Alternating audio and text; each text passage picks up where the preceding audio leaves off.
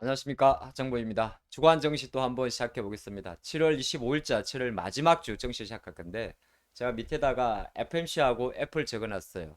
가장 중요한 7월 달에 이벤트가 될 것 같습니다. 금리는 이제 올린다고 하고 또 애플 같은 경우는 최근에 주가 흐름이 좋았었기 때문에 그 흐름을 갖도록 하겠습니다. 뭐 금요일 날 미국 증시가 쭉 빠지면서 마감하다 보니까 야 이거 좋은 물에 찬물을 꼈지 않을까 볼 수 있습니다만은 조금 전에 살펴본 마찬가지로 어느 정도 또 큰 이벤트가 지금 보고 있는 FMC 회의와 애플의 이슈이기 때문에 그 부분을 차근차근 살펴보면 좋을 것 같습니다. 자, 미국은 뭐 이렇게 표현하기 좀 그렇습니다만은 잘 가다가 조금 약세 마감을 했습니다. 근데 기분 나쁘죠. 금요일 날 하락 마감하면 나스닥이 한 200포인트 정도 빠졌는데 이거 이렇게 보게 되면 아유 또 다음 주에 이제 죽은다 이렇게 볼 수 있는데 정시라는 게 사실 이제 뭐 보기 나름입니다만은 같이 하나 보도록 할까요? 자, 이게 미국 차트인데요. 다우 차트입니다. 다우 차트. 보면 좀 빠졌죠. 예, 근데 한편으로 놓고 보면 최근에 좀 올랐었습니다. 이렇게 올랐다가 이제 뭐 3만 천선 마감했고 다우는 좀 와닿지가 않으니까 바로 나스닥으로 바로 보겠습니다. 나스닥으로 보게 되면 나스닥은 이제 어떻게 마감했느냐? 뭐 12,000포인트까지 왔었어요. 12,000. 보면 12,000포인트까지 왔지만은 그래도 결과적으로는 똑같습니다. 단기 급등을 했다가 좀 차익 매물인데 조금 미국 증시에서 특이점이 뭐냐 하면 이제 이게 5일 이동 평균선이고 여기 20일 이동 평균선인데 20일 이동 평균선이 우상향을 해줍니다. 그러면 미국 증시도 어느 정도 약간 지지에 대한 힘이 좀 강하다는 거죠. 하지만 이제 60일 이동 평균선이 약간 마이너스 기울기니까 여전히 반등시 매물이 있는 거고 우리가 11,000포인트를 기준으로 삼았으니까 여기서 대략 12,000포인트 정도면은 10% 얼추 남짓하게 올라온 거죠. 그러니까 미국도 지금 베어마켓 랠리가 진행 중에 있다 이렇게 보셔도 저는 무난하겠다는 생각을 좀 하고 있습니다. 그 관점을 보시면 좋을 것 같고요. 뭐 사실 여기서 크게 이야기할 부분은 없는 것 같고 우리 장도 마찬가지입니다. 예, 어떻게 보게 되면 지난주에 2,400포인트 만만 봤다가 3일 연속 치유가지 못하고 조금 밀렸는데 사실 그렇다고 해서 크게 달라진 건 없어요. 하지만 똑같이 내려오는 60일선이 있고요. 파란 선입니다. 약간 이건 이제 3개월물이니까 조금 늘고 있겠죠. 하지만 미국과는 조금 다릅니다만은 그래도 21선이 약간은 평형해지고 있습니다. 그러면 이제 부악성 매물 자체는 조금 완화됐다 그렇게 평가하는 거고요. 나스닥도 코스닥도 마찬가지인데 코스닥도 뭐 어떻게 보게 되면 거의 800선을 가끔 갔더니 조금 안 나오나요? 이게 코스닥 차트입니다.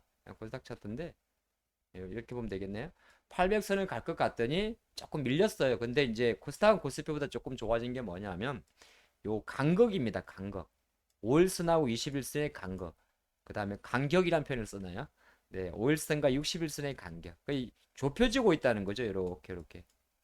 예, 요 그림이기 때문에 어느 정도 뭐 지금 상황에서 조금 밀리면 아마 저가 매수 힘이 좀 들어오지 않을까 저는 그렇게 좀 보고 있습니다. 그 관점으로 보면 좋을 것 같고요. 그래서 이런 관점에서 이제 다음 주 증시를 보기 때문에 아무래도 더 이제 다음 주 일정이 되게 중요할 것 같습니다. 그래서 제가 바로 준비를 했어요. 준비를 했는데 좀 보면 자 이렇게 보면 화려합니다. 화려한데 다음 주는 이제 미국 기업들도 주요 기업들 실적이 발표가 되죠. 가장 조금 중요한 게 어, 이게 화요일 날 발표되는 알파벳 미국의 대표적인 빅테크 관련주죠. 그리고 마이크로소프트 실적 발표가 수요일 장에 반영될 건데 대부분 이제 큰 기업들은 미국 장 마치고 발표하더라고요. 그래서 한 수요일 정도의 미국 증시의 실적 발표가 알파벳과 마이크로소프트. 지금 마이크로소프트는 약간 클라우딩 컴퓨팅 쪽에 좀 포커스를 맞추면 좋을 것 같아요. 뭐 알파벳이 아시겠지만은 또 분할했죠. 그리고 가장 중요한 게 이제 목요일 날 몰려 있는데 목요일 날 애플 발표합니다. 인텔 발표하죠. 그러다 보니까 이제 요거는 이제 우리나라장인 금요일 날 반영이 될 겁니다. 그죠? 보통 시간에 맞추고 발표되니까. 근데 목요일 아침에도 바로 수요일 날 메타라든지 퀄컴, 포드 이런 것들 실적 발표됩니다. 사실 지난주에 미국이 훅 빠져버린 게 스냅 때문이잖아요. 스냅.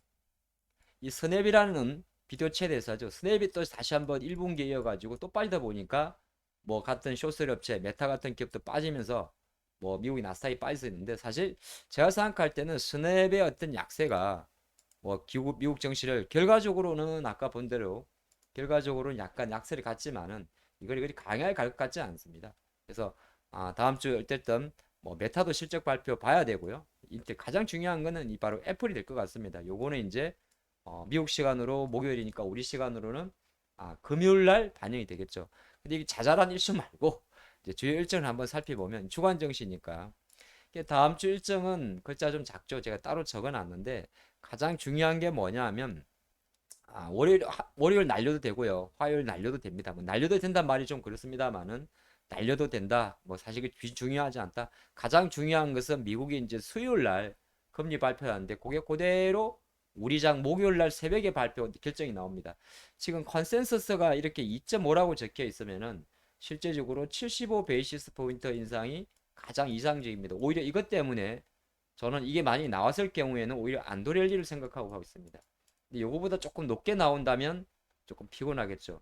근데 만약에 75bp를 인상을 한다고 해서 시장이 어느 정도 안도렐리를 보인다고 하더라도 또 하나의 복병이 있습니다. 그건 바로 여기 그 다음날 발표되는 어디 갔어요?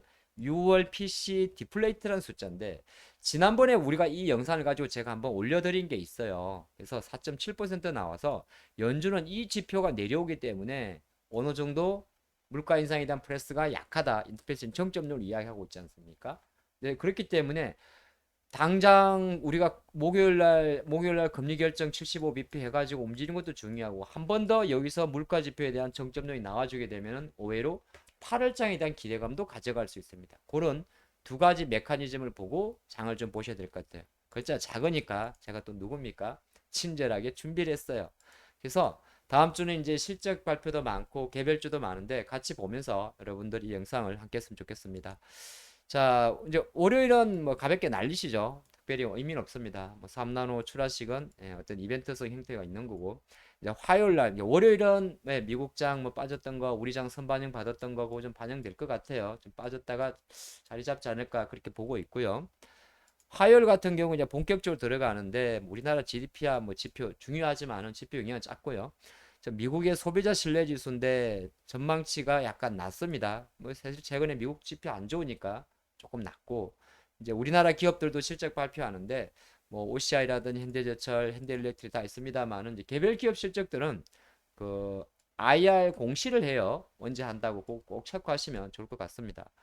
그리고 이제 미국이 아까 말씀드린 대로 알파벳, 마이크로소프트 이렇게 실적 발표. 요거는 이제 대부분이 수요일 날 반영이 되겠죠. 어지간하면 좀 큰 기업들은 장 마치고 발표합니다. 걔네들이.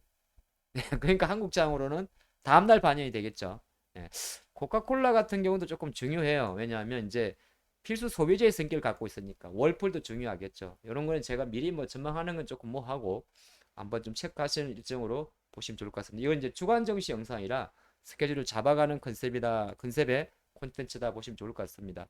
자, 다음날 화요일 이제 수요일 날 가게 되면 바로 이제 미국의 FMCA가 진행이 되게 되는데 일단은 요거는 이제 우리나라 28일 날 반영이 됩니다. 근데 지금 아까 보신다시피 75 베이시스 포인트가 나왔을 경우가 가장 이상적입니다. 뭐 요보다 50 할 리는 없고요. 그죠? 50 할 리는 없고 또 하나가 이제 100 지금 100 할 것 같지도 않습니다. 100을 한다면 아마 약간 시장은 부담을 느낄 거예요. 근데 그럴 것 같지는 않다는 생각이 좀 지배적이니까 지켜봐야 될 것 같습니다. 그래서 기억할 거는 75 정도가 나오면 시장이 오해로 약간 안도랠리를 볼 수도 있다. 그걸 저는 구심점을 잡아갑니다.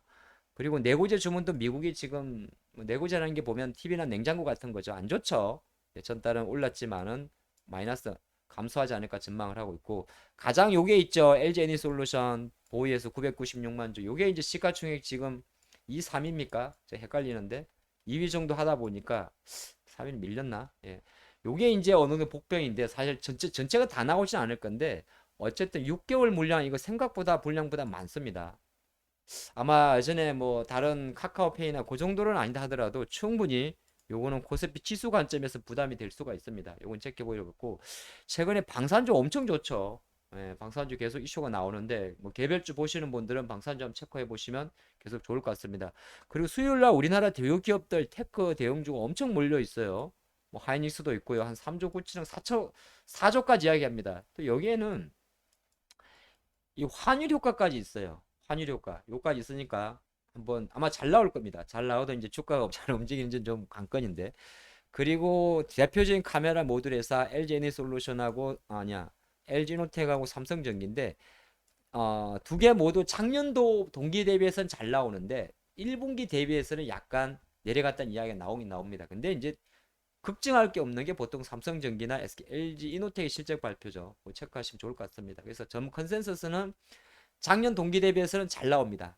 근데 1분기보다는 조금 덜 나온다는 의견이 있어요. 근데 그게 주가가 이미 반영이 돼 있기 때문에 제가 생각할 때 너무 깊게 볼 건 아닌 것 같습니다. 어쨌든 실적 발표 에 변곡을 한번 생각해 보시는 것도 나쁠 것 같지 않다 생각해 봤고, 아까 그냥 스냅 때문에 훅 빠져버렸던 메타 같은 경우도 예, 요날 실적 발표하고, 퀄컴 같은 경우는 대부분 이제 스마트폰과 관련이 좀 높기 때문에 또 퀄컴의 실적 발표에서 스마트폰에 대한 향후 전망을 좀 바라보는 그런 좋은 인사이트도 가질 수 있지 않을까 생각을 좀 같이 해봤습니다.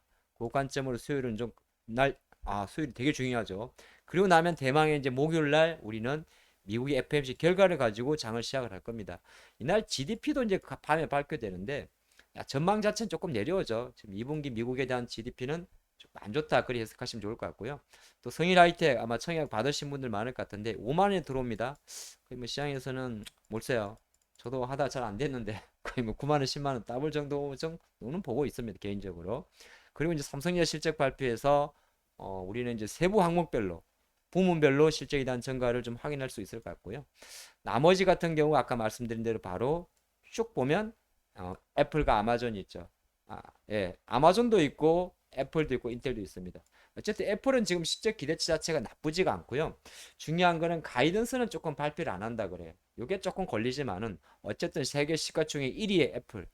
그리고 최근에는 또 애플에서 그런 이야기도 합니다. 애플이 만약에 구독 경제를 한다면 얼마나 주지 않을까 이 생각도 해봤고, 또 하나는 애플이 지난번에 브럼버그 통신을 통해 가지고 또 내년 MR 기기에 대한, 여기서 MR 기기가 헤드셋을 말하는 거죠. 한 번 더 이야기해 줄지, 그리고 아이폰에 대한 전망이 어떨지 이런 거 한번 체크해 보시면 좋을 것 같습니다. 일정이 조금 많은데 요건 천천히 한번 돌려보시면 좋을 것 같고요.